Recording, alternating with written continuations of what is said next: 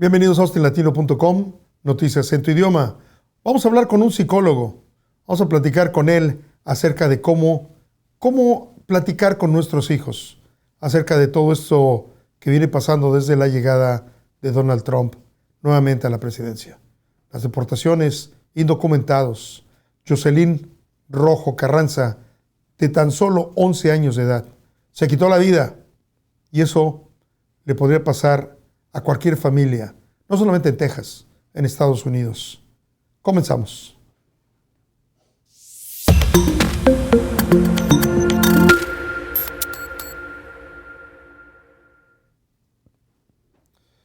Una niña de tan solo 11 años que no aguantó las burlas. Es muy triste, y para eso le voy a dar la bienvenida a José Luis Portillo, psicólogo. Bienvenido, muchísimas gracias primeramente por tomarte el tiempo y estar con nosotros. Jorge, buenas tardes. Un placer y muchas gracias por la invitación. Acabo de escuchar tu intro y la verdad es que es una pena que todavía estas cosas estén pasando y sobre todo en la parte de la población que es más vulnerable, en los niños. ¿Qué puede pasar por la cabeza de una niña de 11 años para tomar tan triste decisión? Híjoles, Jorge, muchísimas cosas. La primera es preocupación, por supuesto angustia, desde luego tristeza, frustración y hasta coraje. Desde luego con la narración que nos dices de la niña de hace unos días que se quitó la vida o buscó quitarse la vida y lo consiguió, seguramente no aguantó la presión social, la presión de sus compañeros.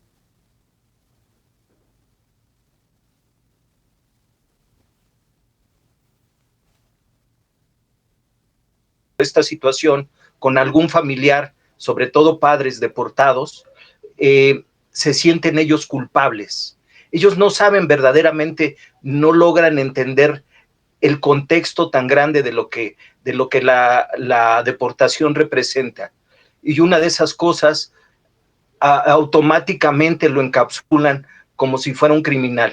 Y asimismo ellos asumen esa responsabilidad y se sienten de esa manera, como un criminal, y que todo mundo los está viendo como criminales, no solo a los padres, que en este caso pudo haber sido el problema, sino además ellos asumen la corresponsabilidad.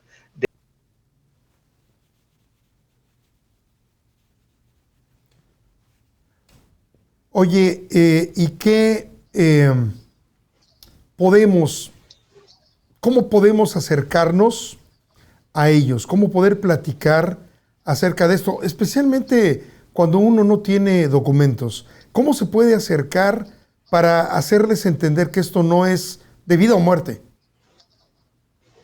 Desde luego, Jorge, perdóname, pero sí lo es. Tan lo es que tenemos una niña que se quitó la vida, ¿no? Y desde luego, como todas las cosas importantes que asumimos y que nos acercamos con los hijos, hay que hablarles con la verdad. Hay que decirles claramente. Me dices, por ejemplo, que una niña o un niño que le deporten al papá, sí, o al ser más cercano, a la mamá, ¿ven ellos esto como al nivel de una muerte, de no lo voy a volver a ver? ¿Cómo es que ellos crees que lo perciben? Claro, por supuesto, es una pérdida. Es una pérdida que aunque es una pérdida ambigua, porque así lo podemos llamar, finalmente la persona existe, no ha desaparecido de este plano, la persona ya no está físicamente con ellos. Hoy en día las redes sociales, los medios de comunicación nos permiten tener un acercamiento virtual con nuestros seres queridos, sin importar dónde estemos. Pero unos jovencitos, unos niños que están acostumbrados a tener a los padres en el día a día de su casa, en el verlos despedirse en las mañanas, llevarlos al colegio, o en la tarde verlos, o llevarlos el fin de semana a comprar un helado, y que de momento ni siquiera los padres se pudieron despedir de ellos, es una pérdida, por supuesto, es el equivalente a una muerte, aunque esa muerte no está consolidada, ¿no? ¿Cómo hablar con ellos entonces? ¿Cómo prepararlos por si acaso llegara a pasar algo así? Claro, mira, Jorge, la preparación es demasiado ambicioso. Yo creo que en un acontecimiento de esa naturaleza es imposible prepararse. Sin embargo, hay que hablar con la verdad con los niños. Hay que decirles perfectamente de qué se trata y en qué situación se encuentran. Se encuentra toda la familia y se encuentran ellos. Muchos de estos niños, y tú lo debes de tener más claro, tu audiencia lo debe de tener más claro, muchos de estos niños sí tienen la nacionalidad de los Estados Unidos. El problema es que si estos niños se quedan sin su papá o sin su mamá porque los deportan, o más aún, se quedan sin los dos porque al mismo tiempo se los llevan, los padres pierden la tutela de los hijos. ¿Sabes Entonces, que hay algo más grave en ese, perdóname que te interrumpa, pero hay algo más grave en ese punto? Donald Trump llegó con el argumento de quitarle la ciudadanía a los niños que nacen aquí con padres indocumentados. Eso también, hasta cierto punto, les quita un poco esa seguridad que tenían de haber nacido aquí. Claro, por supuesto. En el tema legal y jurídico no nos podemos meter mucho, yo particularmente no es mi expertise, pero me enfoco que es una pérdida más.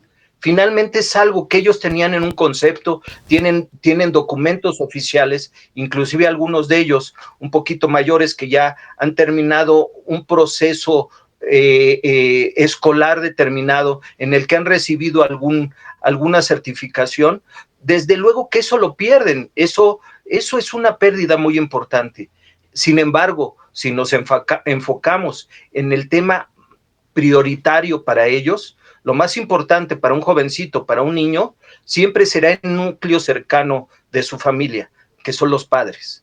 Más allá de la documentación. Dime, sí, yo sé que estás en la capital de México. ¿Has tenido algún caso que sea relacionado a esto? Desde luego, mira, por secrecía no vamos a dar los nombres ni vamos a dar las particularidades, pero en este momento precisamente estamos tratando un par de jovencitos, familiares por cierto, que el caso es muy particular. Ellos, así como lo platicábamos en este momento, ellos tienen la nacionalidad estadounidense. Sin embargo, a su padre lo deportaron y la familia tomó la decisión de regresarse a México con los niños, porque aún quedándose la mamá en Estados Unidos, corren el riesgo de que si la mamá, que también es indocumentada, la deportan, los niños sí se quedan en Estados Unidos, pero los padres pierden la custodia, ¿sí? Entonces, ¿qué está sucediendo con los niños en este momento aquí en México? Los sacaste de su hábitat natural, de un lugar donde ellos crecieron, donde ellos se desarrollaron, donde ellos crearon vínculos muy importantes, no solo con la nación, que es algo muy importante, inclusive con los colores, ¿sí? Por supuesto que con su entorno, que es en el lugar en donde viven, y algo que es bien importante, que curiosamente también provocó algo muy serio como lo que acabas de narrar de la nena de hace unos días, el sistema escolar.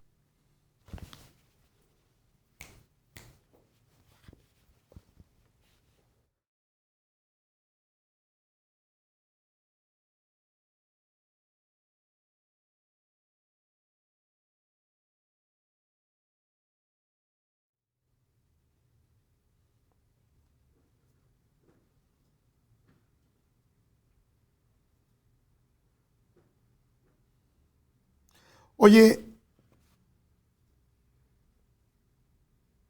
papá que se tuvo que ir, o simplemente al llegar a los Estados Unidos los nombran como ilegales y están ocupando un espacio desde el punto de vista político que debería de estar ocupando otro estadounidense con esos derechos que legalmente sí tienen, ¿no?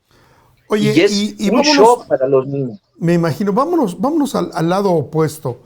¿Qué pasaría si los papás se van y sí, ¿Qué pasaría si los papás se van y los niños no se quieren ir? Digo, con todo de que los vayan a deportar. Digo, perdón, que deporten a los papás. ¿Qué pasa si los niños no se quieren ir?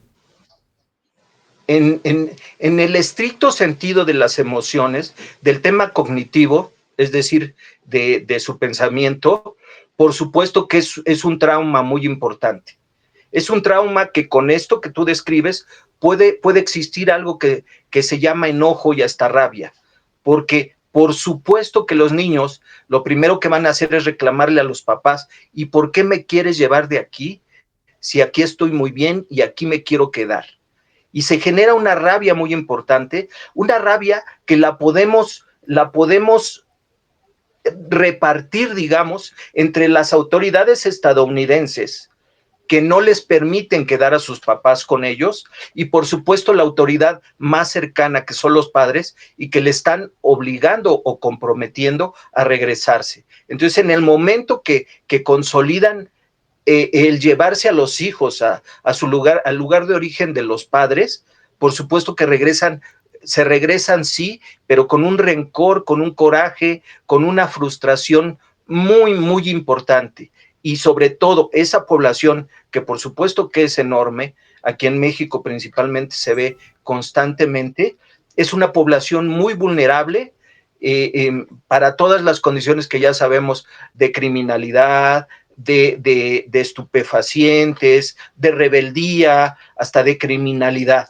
Son muy vulnerables y son elementos que puede reclutar lo que hoy sabemos el crimen organizado, ¿no?